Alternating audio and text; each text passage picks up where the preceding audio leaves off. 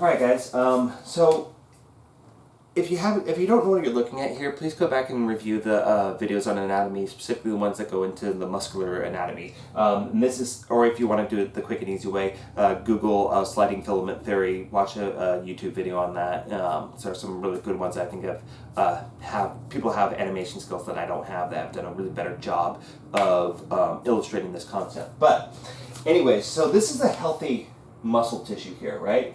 And so basically you have these thick filaments, thin filaments, and they basically kind of mesh together like this. So when a muscle pulls, we're pulling these two Z lines back to the center, and these are reciprocating, right? So there's another sarcomere up here, another sarcomere here, and then there's one here, right? So it's just a continuing series of these. And so we're bringing those Z lines closer, these are those Z lines in blue, when the muscle contracts. When you guys get an injury, like whether it's a big tear or a little tear, okay, it doesn't matter. And so I recently had a conversation with somebody in the group who had an injury, and he was like, well, the doctors didn't find a tear. So when we were talking about, like, when somebody says a muscle tear, they're talking usually about something that's actually rather big, okay? But we all, every time that we work out, we tear our muscles. Okay, that's part of the process. Anytime you feel like you go into and have a massage and somebody finds a knot, that's basically a muscle tear. And so what happens when a muscle tears is that here's the tear, and the muscle will heal in that position, right? So it'll try to heal. It'll try to close up those structures to protect the muscle. But you see what happens here is that this side of the muscle is able to move naturally, while this spot is not. Now this is microscopic, guys. This is like a little adhesion. This is what you get when somebody's massaging you, like, oh yeah, that spot, oh my god. This is the type of thing that's happening in that position, right? And so when we talk about a muscle tear, it's going to be the bigger version of this. But the reason why I kind of want to bring this up is that your joint mechanics are going to change, right? So let's go ahead. I'm going to back up here so you guys can see what I'm talking about here. But so if we look at the vastus muscles, our quadriceps, right? We have our lateralis, intermedius, medialis, and then rectus femoris, rectus.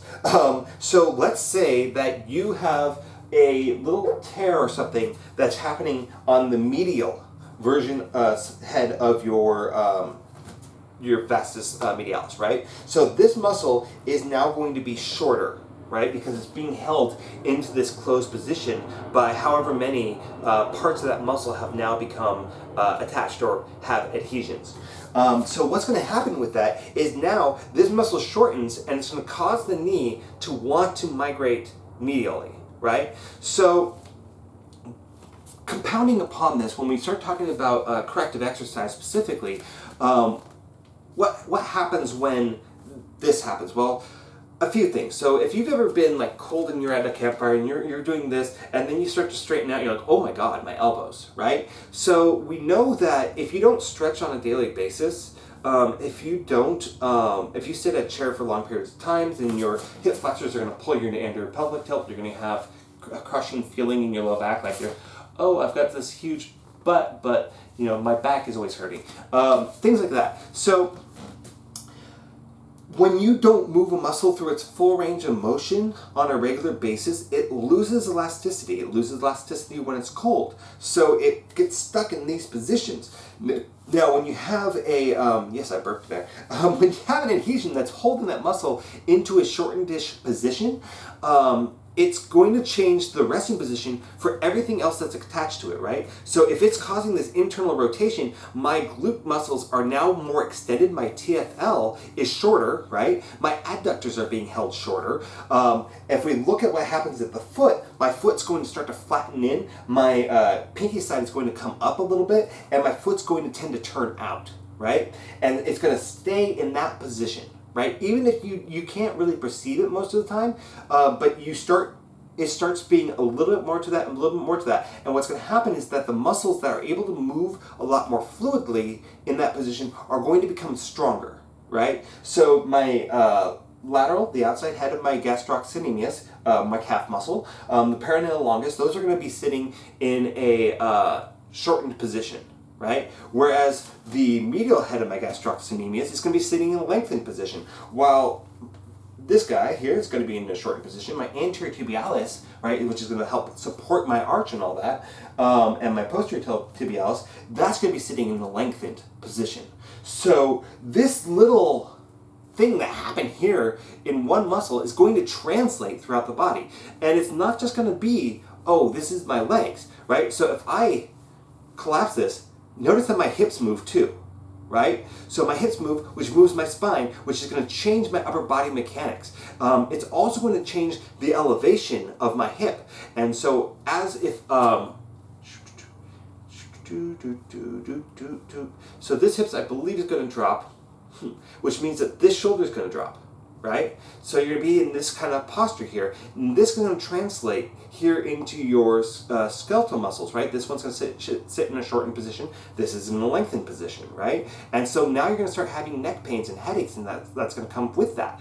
What else is going to happen? Well, you're probably going to have shoulder issues too. So this is going to translate all the way through your body. So it's really important that when you have one injury, that you think about, okay, what is going to be the effect of this injury globally, right? So what do we do? Okay, now for this example where it's just a little adhesion, foam rolling, massage, and stretching are going to be the best answer. And I would do them kind of in that order, right? So foam rolling is going to stimulate the Golgi tendon organ, which is going to cue the muscle to go into a more relaxed position, right? And it's really important that we do this slow. We do it slow and controlled, and we pause on the spots that feel tender for a long period of time, like 30 seconds to 40 seconds, somewhere in there. Then, doing massage in there, what we're going to be doing, so we're basically told the muscle to relax at this point. When we massage, I'm doing that, right? I'm breaking up those adhesions into smaller pieces, and my goal here is that now, instead of being locked in this position, this muscle can now move, probably not as much as it did before, but a little bit better than it did before. Now, things like active release therapy, Graston technique, those are also going to be really, really good for this, but you need to do something to wake up the tissue first, such as foam rolling or just really light massage, before you go into the heavy stuff. For me, I'm not a huge believer in vibration-based massages, and I know that there are now the guns that kind of and I don't have the experience to be able to tell you whether those are great or not. If you're finding that they're helping, go ahead and keep using them. But be very mindful, guys. Don't go so haywire on this that you start creating the other problem. So if I were to take this type of tissue and it's gripped like this, and I just stretch the fuck out of it, I'm breaking open this part. Well, what's that going to look like, right? Well, now I've created damage on each of those bonding points, and so when I go to rest later on, it's going to rest tighter, not looser. Over time, if you keep doing this every day, just stretching, right? Just stretching alone, if you do this every day, eventually your muscle will go back to a more neutral position. But if you incorporate that with other techniques to kind of gently break apart that tissue, rather than doing the jackhammer or sledgehammer versus, a scalpel, right?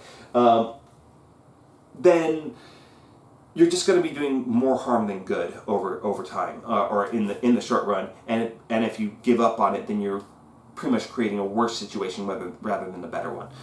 Eventually, though, your muscle kind of will go back to its a better position. So that's kind of when we're looking at tears, that's what we're kind of keeping in mind. Okay, what is the damage? What kind of damage is happening in there? And if this muscle is shortened, or a portion of the muscle, because it might not even be the whole vastus medialis, right? It could be one side or the other, and that's going to pull that muscle more on one side than the other, and so that's going to strain the tendon. It's going to change the joint mechanics, which we've kind of alluded to, right? If I have this internal rotation of the hip, and then my foot is turning out and it's flattening, I've got this side of my knee is opening while this side's becoming compressed, that's going to be...